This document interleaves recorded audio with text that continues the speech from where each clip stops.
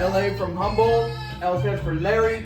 I don't ever slow up, no I don't take shit. I got no love for the fakeness. If you wanna play tough and wanna hate this, I'll always show up. I don't ever slow up, no I don't take shit. For these people for the past nearly 500 days. So again, it's mixed emotions here tonight in Israel as news breaks of this agreement being reached in Doha. But again, a lot of moving parts here. We are looking at a 42-day phase one that will somebody I used to know. See, my boy was letting me check this out. He's like, bro, you gotta check it out. Man, I was raising my kids and stuff for the last 5 years at Fortuna, California, Humboldt County. Bro, this October 2nd, I didn't check it. They came in on some like helicopter like doodads over some walls and shit, man, and fucking voodoo freaking it took these people, bro. Dude, my boys just having me watch it down here. Screw those Hamas are screwing these freaking Israel. Oh, dude, took our people, motherfucker. What the? Temporarily stop the fighting inside Gaza and ultimately lead to the release of hostages. John? Yeah, so it's coming in phases. So that means that not all the hostages are getting out immediately. The transition happens in 5 days. Donald Trump has said he wants all the hostages out or there's going to be hell to pay. I assume that he's talking just about the American hostages. Do we know if all of the Americans would be in the first wave? We're not sure of the exact list for the first wave. There was a list that we had previously from the framework that was released last May, but it gives you a sense in the timeline how slow this process has been. It's 467 days into the conflict, and even the Israelis weren't sure at the last minute who among that list of 33 would be alive and dead. And so we're still waiting to gather more information on the exact names of who will be released. But again, this will also be a trickled out process. In the first moment, when this... God, that's even worse than like the Walmart, man. Maybe where I live, man, with all the missing people, man, all the freaking traffic people, man. It's ridiculous, man. We got this over there. We got in our own country, we got everybody missing person, traffic people, freaking man. KSAJ Burlingame, Topeka's 98.5 Jack FM. Implementation takes place, we expect only 3 living Israeli hostages to be released, and then on day 7 of the agreement, 3 or 4 more will be released, and that will continue until phase 1 is complete. Now, partway through phase 1, on what we are told is day 16, they'll start to have discussions about phase 2. The hostages that will be released in phase 1 are all under what is considered to be the... And I mean, but that's what Biden been playing around with the whole time. They've been telling Israel, like, hold back, and they got a lot of real... This, and then like you want to like get rid of a known like killer person back into their organization for like some of our people. I'm not into like giving these hey, I'm not even gonna play. I mean, I'm reformed. I'm not on the like other side, and I was never I would never support this. These people cut your heads off and stuff if you don't believe in their will. I serve the Lord Jesus Christ, or you know what I mean? But yeah, I wasn't the nicest on the streets all the time way back in the day. But come on, man. I do not support terrorism. There's nothing like this. You know, when I came out of the service, I had some problems maybe integrating back into society. I'm sure I took that way too far. But I you know, you got to pay your time for whatever you do wrong in the United States, and that's how it works. And you know, I did my honorable service, then I did whatever I did and everything. But I'm verified and I do everything. I'm Larry Elford Bank, and I am an upstanding citizen of society. In fact, I saw this dude at the freaking McDonald's the other day, man. This dude's all freaking these people out here, man. They got problems still. Yeah, I know, yeah. But I felt for the guy. He took that water cup. He asked for the water cup, and he went and got some soda instead. Boom, boom. Right, and the lady got on the manager. Like, oh, I'm gonna call the cops for the soda. You know, I paid for the guys. I pulled out a $50 bill. Eventually, it went on for a while. There was back and forth to work. I gave him a $50 bill. I'm like, here, I'm gonna pay for this guy's soda. because like he was gonna pay for his own, but I ended up intervening. And like I'm like, hey dude, bro, just clean it up, bro. You know, just try not to do that kind of stuff anymore. You know, because you gotta unlearn that kind of stuff, man. Humanitarian category. We're talking about women, children, female soldiers, and anyone over the age of 50. Phase 2 would see young male soldiers released, and then the rest of the bodies that are currently being held by Hamas. Phase 3 would be implemented in a way that would ultimately see the withdrawal of all Israeli forces from Gaza, more aid going into the Strip, and then starting that rebuilding process. But we have to take it back here tonight into Tel Aviv, where again there are people in the streets of Israel's second largest city with mixed emotions. They're not sure how to feel about this deal, understanding that some of their loved ones will be coming home in coffins, others will be coming home alive. They'll be reunited with loved ones. See, that's bummer. How many did they really chop their heads off or something, man? How many people are coming back alive or after this amount of time? You won't be drinking for the whole month of January. Let Jack FM give you a throbbing headache instead. Ooh, ooh, ooh, ooh. Yeah, that's gonna make your head hurt if your loved one come back with their head chopped completely clean off by these freaking jihadi holy wars. They want every non-believer to be exterminated. At hospitals here in the center of Israel. But again, the big question here, what comes after that, and will the ceasefire hold? All still to be determined. Trey, I want to get this in as soon as possible. We are getting word from the office of the Israeli Prime Minister, Benjamin Netanyahu, that says this ceasefire deal has still not been reached. They are working out the final details. They still need to be sorted out, according to the Prime Minister's office. Trey. I'm going to be very careful in commenting on the latest statements from the Prime Minister's office throughout this process. Remember, we talked about the domestic political pressure that the Prime Minister is facing. Members of his coalition, far-right members, Itamar Ben-Gvir and Smotrich, some of these ministers have actually threatened to leave the government and collapse the power that the Prime Minister has if this deal moves forward. And so the Prime Minister is certainly facing internal domestic pressure as it relates to an agreement. But according to the negotiators on the ground, people close to the process, the president-elect, and others who are closely involved in this agreement, including Hamas, a deal was reached. And Trey, on that front, the incoming president of the United States, Donald Trump, has said a deal was reached, that they're going to try to build on this and restart the Abraham Accords. I take it that Benjamin Netanyahu is not going to upset that apple cart.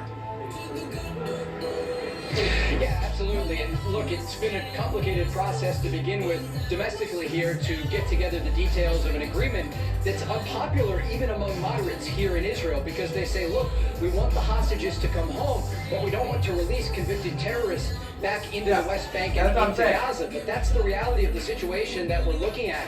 But they really simply have no other choice. They have seen the result of what happens when rescue operations go wrong or when their forces get close to hostages being held inside Gaza. You remember late last year, 6 Israeli hostages were executed by Hamas in the Strip as Israeli forces got closer. And so it's an incredibly difficult situation.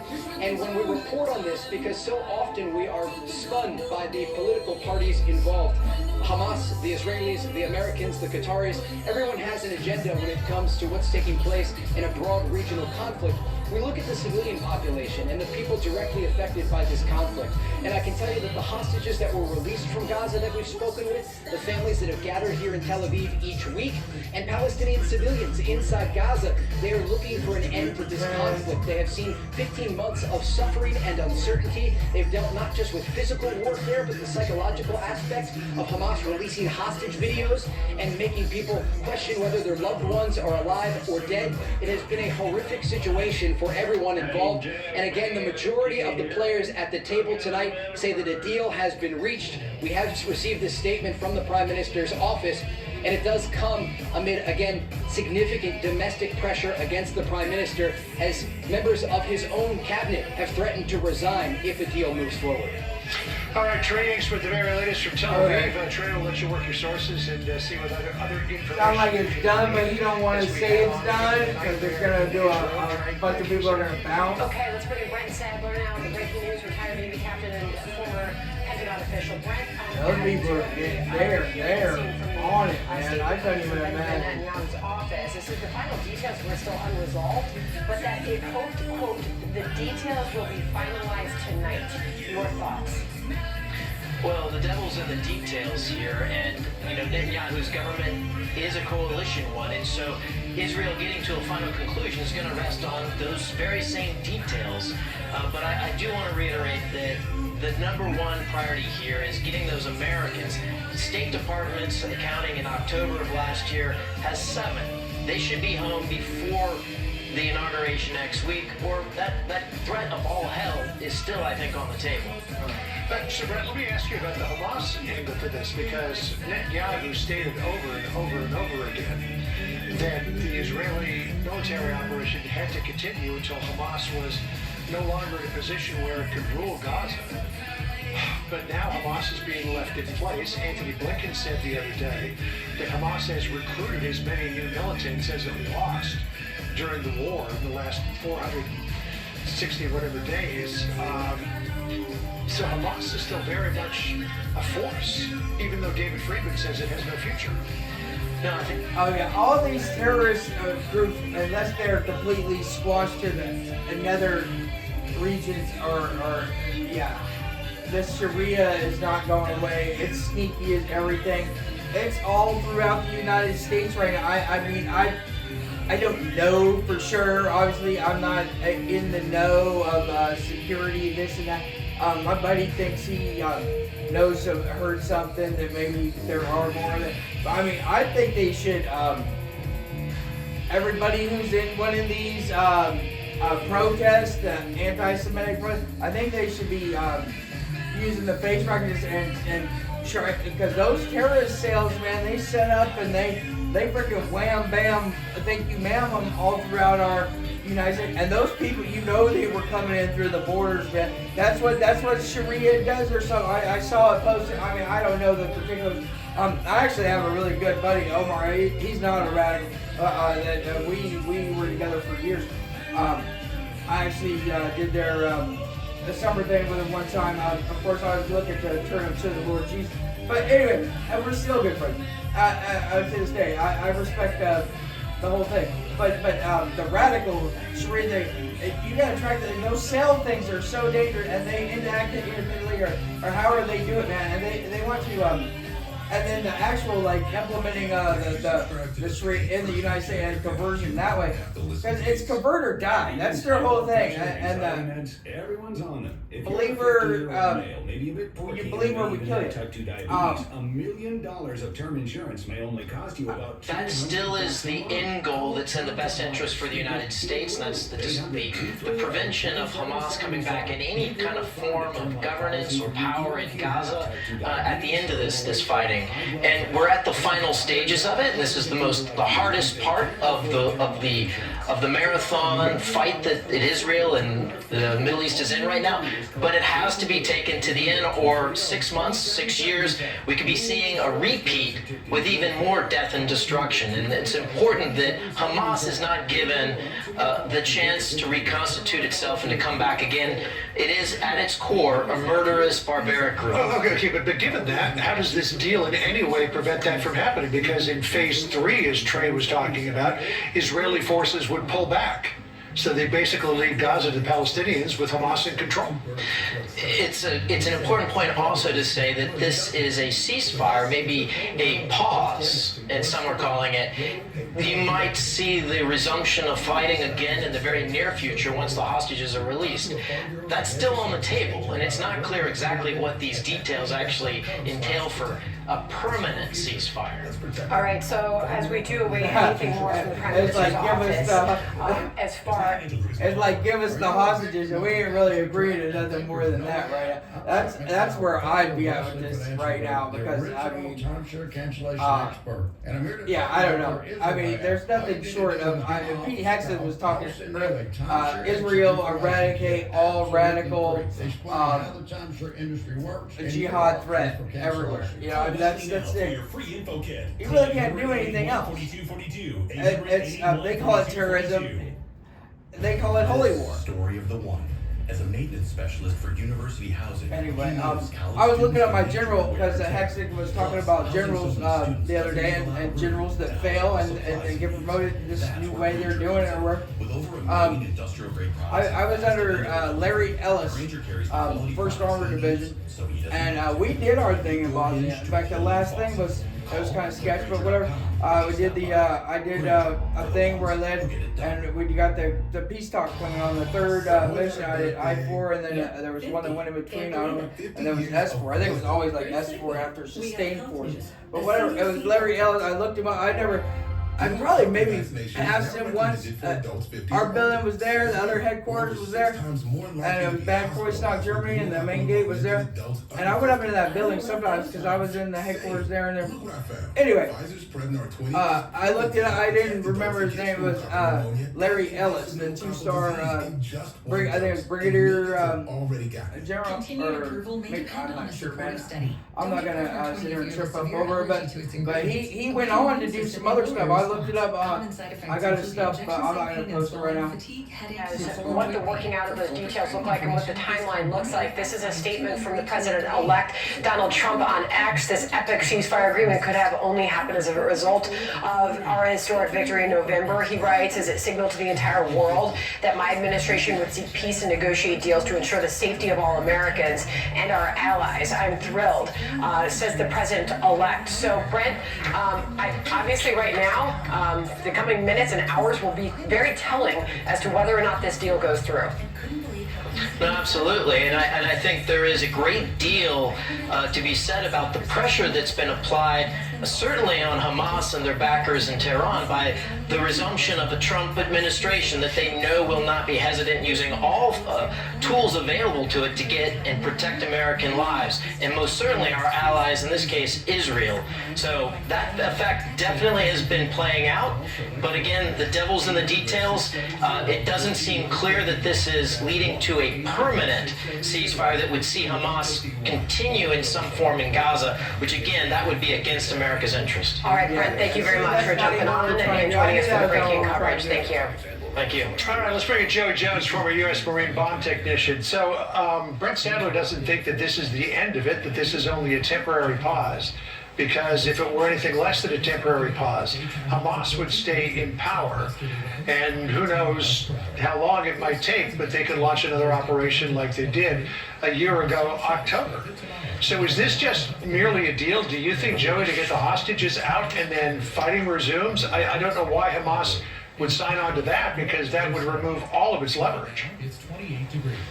Yeah, you have to look at the stated goal that Benjamin Netanyahu put out to begin with. It was to bring home the hostages and then separately to destroy Hamas. And I don't think either of those goals have changed. They haven't said as much, and I don't think that's going to change. I think, much like your previous guest was just saying, this is a three-phase plan.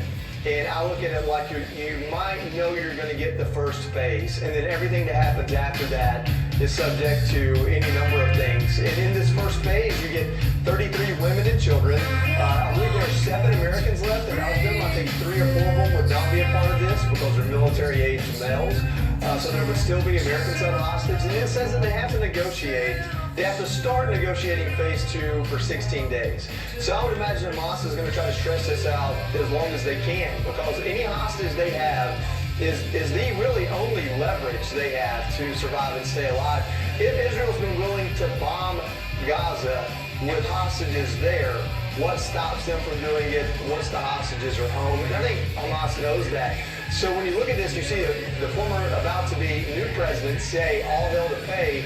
I look at places like Iran and like Hezbollah as potentially driving forces, because Hamas can't sustain this on their own. There's just no way. And so if those type of supporting entities are saying, hey, we're out, President Trump is not bluffing, that might be as much a part of their willingness to come to the table as anything. All right, Joey, so apparently Marco Rubio was asked about this in real time he responded as he learned of the news before the Senate Foreign Relations Committee during his confirmation hearing a few moments ago. Van Hollen said, "I'm very pleased to see the announcement today, the ceasefire and the return of hostages. Let us pray this holds and that it is implemented." Rubio responded, "Now that's good news, and it's not just about the ceasefire, although that's very important. The good news is that potentially we've had a dynamic shift in the region that gives us an historic opportunity. If appropriately structured and pursued, that changes the dynamics," he says, "of what might be possible." I want to make sure I get that in there as he is obviously responding as it's where it's intensity time right in this transition. Yeah, I think politically we're going to see. I pray and hope that everything comes out right. Victory lap if this goes through, and I guess it's fair to say they both should, but I think that we could just play right now. Lord Jesus, let us transition well. I'm gonna be at the inauguration, Lord willing, here in a few days. The region knows President Trump handles things. I'm Larry. I'm Urbane, LA. And at some point, the I'm gonna cut this right here. big stick.